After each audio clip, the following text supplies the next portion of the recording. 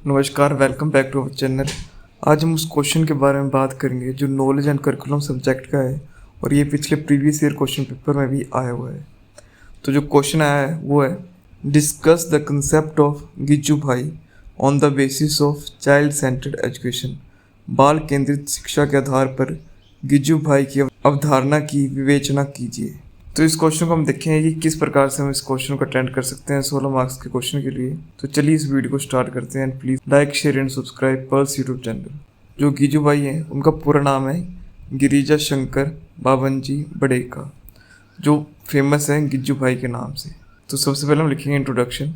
इसमें आप इनका पूरा नाम भी लिख सकते हैं और उसके बाद कि गिज्जू भाई का मानना था कि हर बच्चा यूनिक होता है, उनका अपना इंटरेस्ट, अपनी स्पीड और अपनी लर्निंग स्टाइल होती है। उनका फोकस था कि एजुकेशन को जॉयफुल, नेचुरल और फियर फ्री, फियर मतलब डर, फियर फ्री बनाना। उन्होंने कहा था कि शिक्षा एक पनिशमेंट नहीं, एक सेलिब्रेशन होनी चाहिए। अब हम बात करेंगे कि गिज्जू भाई है कौन। गिज्जू भाई 1885 में गुजरात में पैदा हुए। पहले वो एक लॉयर थे, लेकिन मोंटेसरी फिलोसफी से प्रभावित होकर उन्होंने एजुकेशन को अपना मिशन बना लिया। उन्होंने भवनागर में दक्षिणामूर्ति बाल मंदिर की स्थापना की, जहाँ रोड लर्निंग नहीं, मतलब रट्टा मारना नहीं, बच्चों की खुशी और एक्टिविटी बेस्ड लर्निंग थी। गिज्जू भाई के 5 कोर प्रिंसिपल थे। इनको आप एक फ्लो चार्ट के रूप में भी बना सकते हैं। पहला पॉइंट है चाइल्ड एज द सेंटर। उनका पहला प्रिंसिपल था कि शिक्षा का केंद्र बच्चा होना चाहिए, ना कि टेक्स्ट बुक या सिलेबस। सेकेंड पॉइंट है फ्रीडम विद डिसिप्लिन। बच्चों को फ्रीडम दी गई, लेकिन एक रिस्पॉन्सिबल इन्वायरमेंट के अंदर। थर्ड था activity based learning. Story telling, drama, songs, gardening, ये सब उनकी क्लास की मेन एक्टिविटीज़ थी। फोर्थ है लव ओवर पनिशमेंट। उनके स्कूल में डांट या मार नहीं थी, टीचर्स बच्चों से दोस्ती करते थे, उन्हें समझाते थे। फिफ्थ पॉइंट हमारा लर्निंग बाय डूइंग। गिज्जू भाई मानते थे कि जो बच्चा करता है वही सीखता है। रट्टाफिकेशन का उन्होंने विरोध किया कि रट्टा नहीं मारना चाहिए बच्चे को। अब हम बात करेंगे Gijju bhai contribution to child centred education. इसके भी आप फ्लो चार्ट बना सकते हैं। तो इसका पहला पॉइंट है इस्टेब्लिशमेंट ऑफ बाल मंदिर। सबसे पहला इंपॉर्टेंट कंट्रीब्यूशन था कि दक्षिणामूर्ति बाल मंदिर की स्थापना उन्होंने 1920 में भवनागर गुजरात में की। यहाँ पढ़ाई रोड लर्निंग से नहीं, बल्कि प्ले, गेम्स और एक्टिविटीज़ के थ्रू होती थी। चिल्ड्रन यहाँ खुशी से सीखते थे, बिना डांट के और बिना मार के। सेकेंड पॉइंट है story telling approach. Gijju bhai believe that कि stories are the best teacher. उन्होंने कहानियों के जरिए बच्चों को मोरल वैल्यूज़ और कंसेप्ट सिखाना शुरू किया, जिसमें एक कहानी से बच्चा ऑनेस्टी या एम्पैथी समझ सकता है।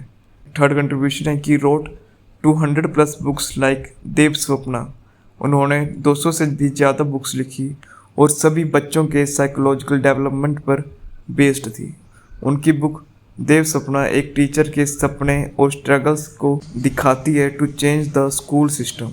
फोर्थ पॉइंट हमारा एक्टिविटी बेस्ड लर्निंग। उन्होंने क्लास में गार्डनिंग, पेंटिंग, सिंगिंग जैसे टास्क को शिक्षा का हिस्सा बनाया। उनका मानना था कि जो बच्चा करता है वही सीखता है।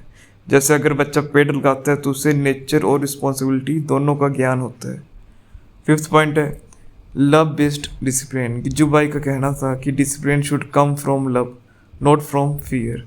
पनिशमेंट फ्री क्लासरूम का उन्होंने सपना देखा था और काफ़ी हद तक उसको पूरा भी किया।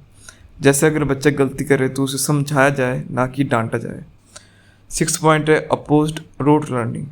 वो रोड लर्निंग और एग्ज़ाम बेस्ड सिस्टम के खिलाफ थे। उनका कहना था कि शिक्षा याद करने का प्रोसेस नहीं, समझने का प्रोसेस होना चाहिए। सेवन्थ पॉइंट है टीचर एज ए गाइड। उन्होंने कहा टीचर एक डिक्टेटर नहीं, गाइड और फ्रेंड होना चाहिए।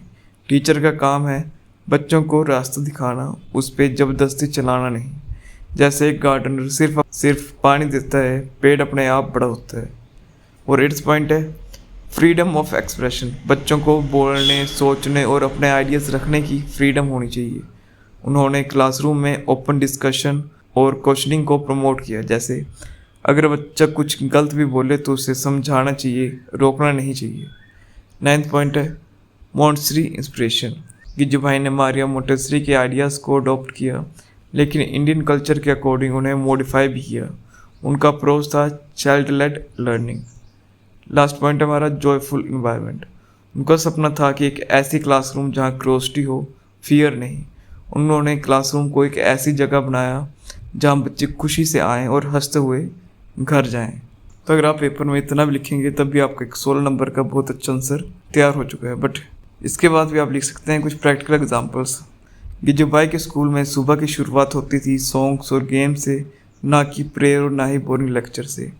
कहानी के माध्यम से वो कंसेप्ट सिखाया करते हैं, जैसे जैसे सत्य का पुरस्कार कहानी ऑनेस्टी के वैल्यूज़ को समझाती थी। सजा नहीं, समझने पर विश्वास था। और बच्चों को गार्डनिंग, पेंटिंग जैसे काम दिए जाते हैं जिससे वो अपने हाथों से सीखते थे। अब हम बात करेंगे कि आज के लिए उपयोगी क्यों है। NEP 2020 भी गिज्जू भाई के प्रिंसिपल्स को सपोर्ट करता है, जैसे activity based learning, joyful, flexible learning. आज के मॉडर्न क्लासरूम्स में भी हम देखते हैं कि उनकी सोच कितने आगे थी। अब बात करें कंक्लूजन की, तो गिज्जू भाई ने हमें दिखाया कि अगर हम बच्चों की नेचर को समझें तो एजुकेशन एक लाइफ लॉन्ग जर्नी बन सकता है। तो आप गिज्जू भाई की कंट्रीब्यूशन को भी कंक्लूजन में डाल के अपना आंसर क्लोज कर सकते हैं और ये आपका एक प्रॉपर 16 मार्क्स का आंसर बन जाएगा, जिससे आपके पूरे नंबर पेपर में आ पाएंगे। Thank you and please like, share and subscribe pulse YouTube channel.